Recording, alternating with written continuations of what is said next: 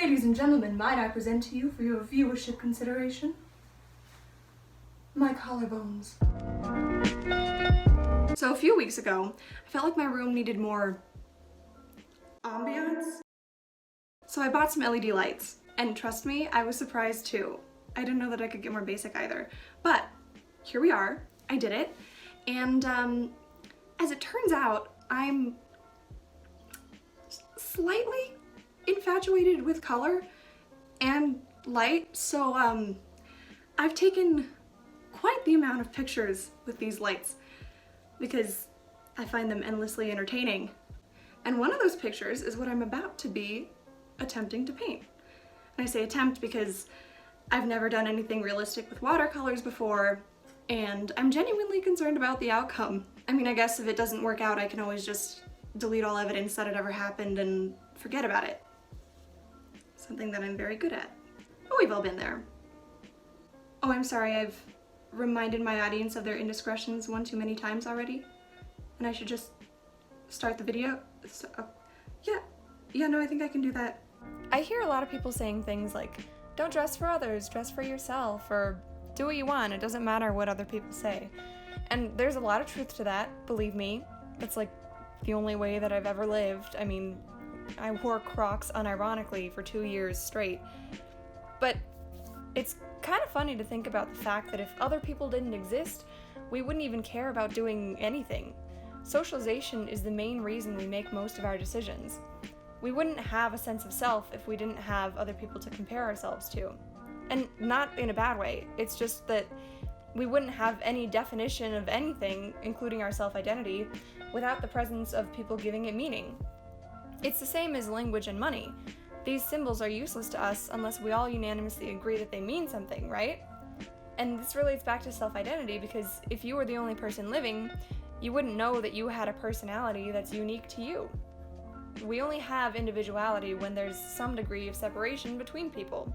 Of course, it's probably not the healthiest thing to compare yourself to everyone daily, but it's just interesting to think about the fact that we only have individuality because we live in a community. We compare ourselves naturally. We have competition and jealousy naturally, and I think in moderation, those are totally healthy and perhaps even helpful. It's natural to compare yourself to others because the structure of our lives is instinctually based off of other views. We wouldn't have any innovation if we just accepted everything as it was and didn't strive for a better life for ourselves. And now I sound like one of those self-proclaimed entrepreneurs on Instagram, so I'm gonna stop. Alright, so either I'm really bad at painting or it's just impossible to paint realistically with watercolor. And we all know that I'm practically Michelangelo, so it's probably just impossible. Don't worry, that's just a joke.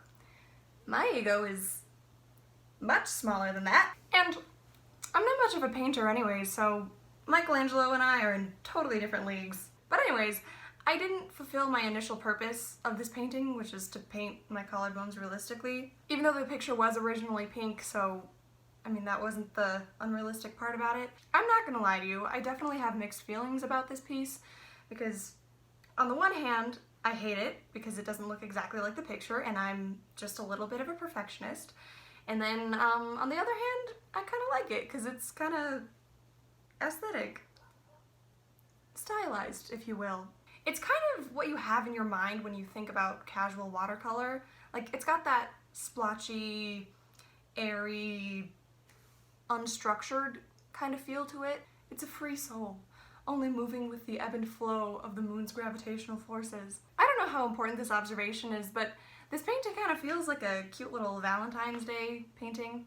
The painting has a fairly simple color scheme with a lot of pink, and it has lace on it, so it's a pretty easy comparison between my painting and the horrible excuse we have for a holiday called Valentine's Day that's just an over-consumerized, love-based ploy for money. I know, I've never had a Valentine.